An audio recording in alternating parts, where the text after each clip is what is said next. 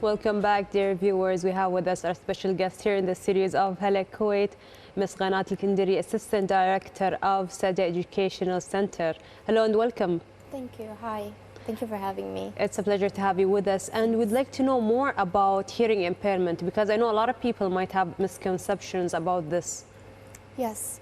The hearing impairment is a very deep topic, because it can happen at different levels of our auditory system. So there are so many types and different severities, and the way we deal with it also differs depending on the impairment itself, on the parent's choice. So basically it can either be a conductive hearing impairment or a sensory neural hearing impairment, or it could be mixed. And in terms of severity, it could be mild, or it could be moderate, or mild to moderate, or severe, severe to profound.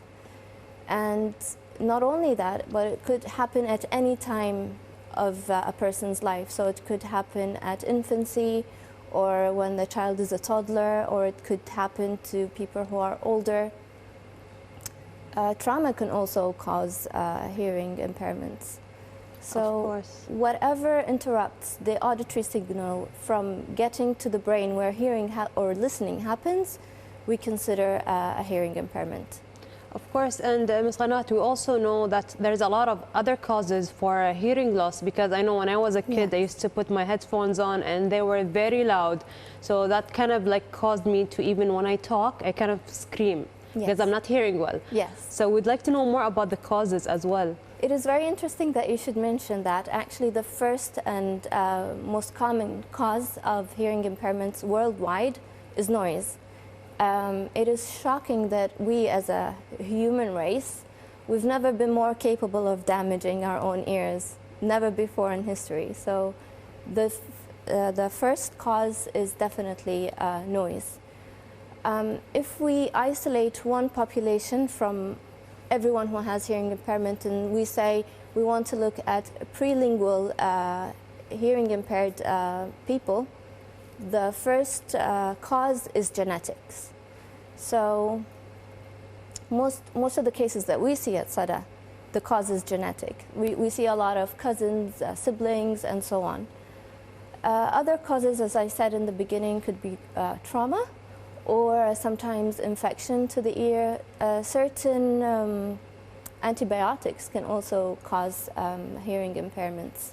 Of course, this is very interesting, Mohammed, that antibiotic as well can cause hearing loss. Yeah, it's the first time I hear about antibiotics that might cause something to hearing when it comes to hearing impairment. Yes. So what type of hearing impairment habilitation you have and Sada? What kind of services you provide when it comes to hearing impairment? Will you please tell us? We cater to the population that is very young. We consider ourselves an early intervention center. So as soon as the parents know that their child has an impairment, we recommend that they come and see us for consultation and support, even if they've not done anything or any medical intervention at that point.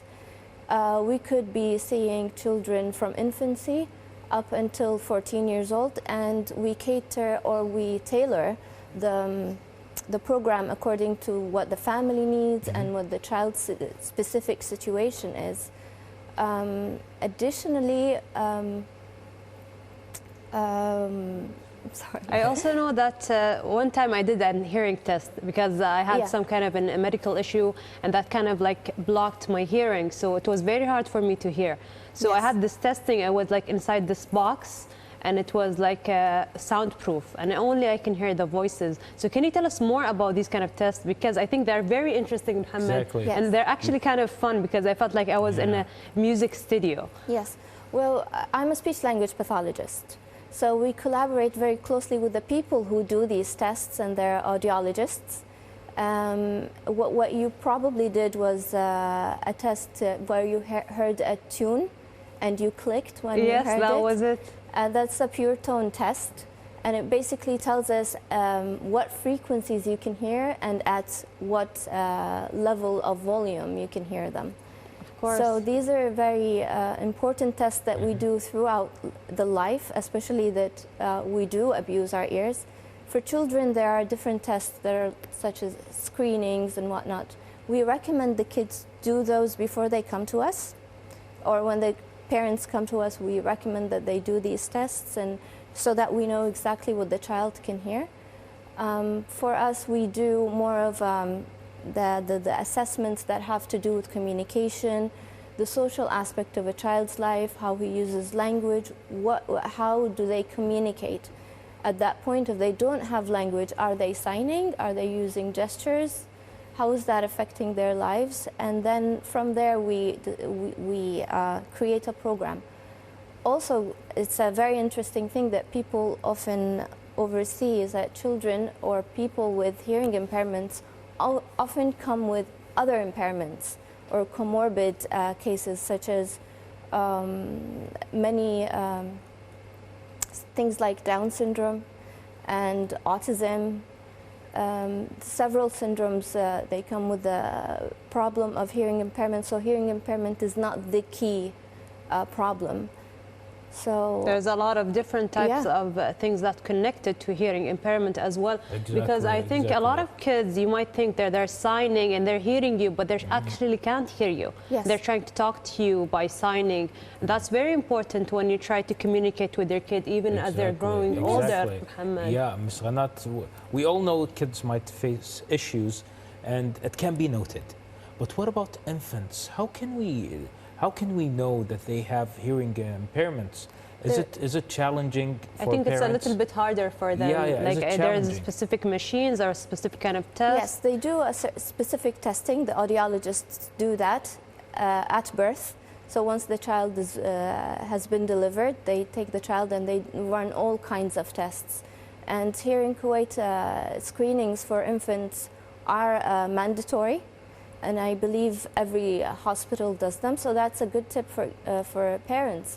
So when you're considering where you're gonna give birth, you might also want to look into the pediatric team and make sure that they're diligent about running these tests. Of course, it's very important. Yes, I think so too. I think it's very important even for parents to know as soon as their kids are born whether they have some hearing issues or not. And what are some of the misconduct about hearing loss for children as well as adults? Well, the number one, I guess, is that they think that once you get the assistive device, be it a hearing aid or a cochlear implant or any other assistive device, then you're fine. And that is completely not true, because if you don't get the proper habilitation or rehabilitation, the device is pointless, really, because if the child is going to go through a surgery, it's a very difficult journey to go through with the parents, because the surgery is not easy. They're cutting through the bone in the skull to insert a device that will stimulate the auditory nerve and in turn stimulate the brain. Of course, so and this is something they have to do like as soon as they figure out, or can they like wear some kind of hearing aid before the surgeries? Is there other solutions for it? The recommendation or the international protocol is that they try the hearing aid first to see if there is any residual hearing, so that they don't go through the invasive route right away.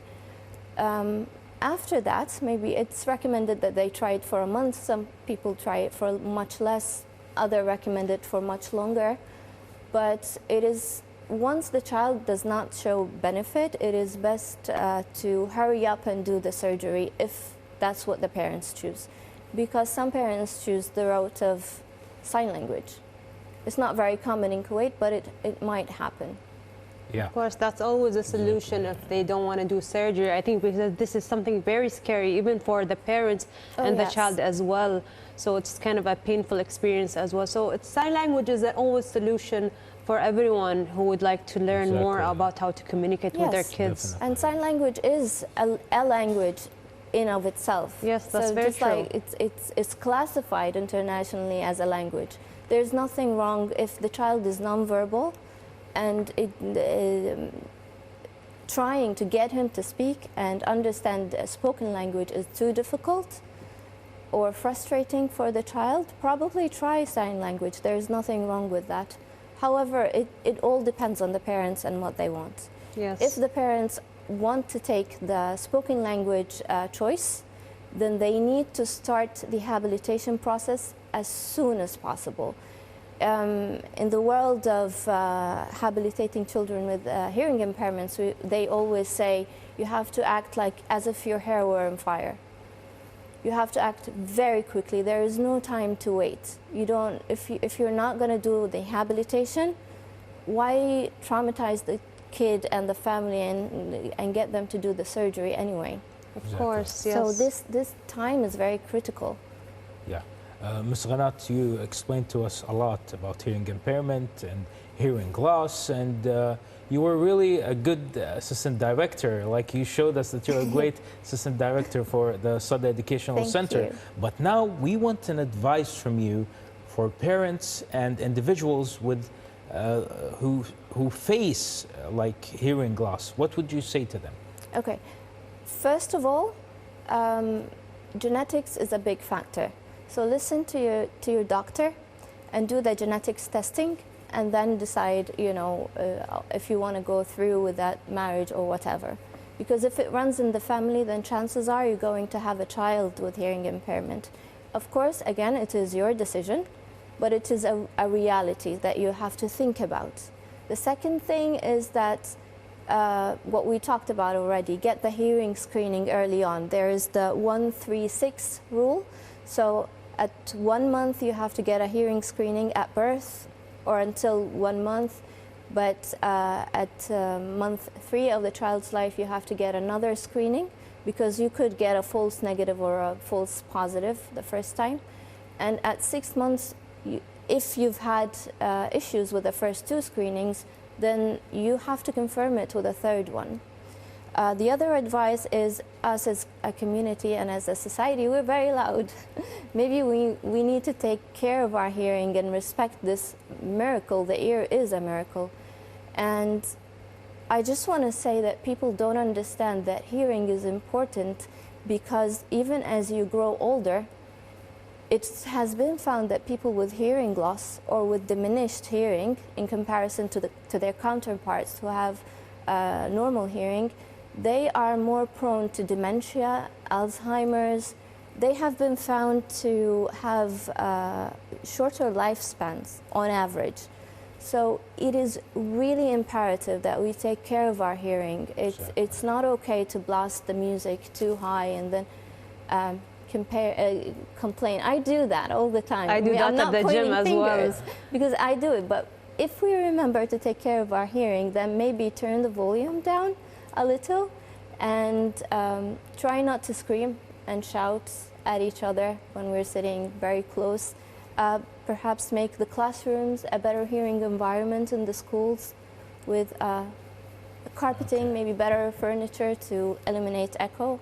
Of course, I think that's very important, Mohammed, especially what you mentioned about lowering the voice and the sound and for the music. Avoid screaming also. Ms. غناة, to be honest, during this interview with you, I cannot imagine you screaming at all. Oh, wow. That's really great. She seems like a very calm person. MashaAllah, you're really a quiet person. I try.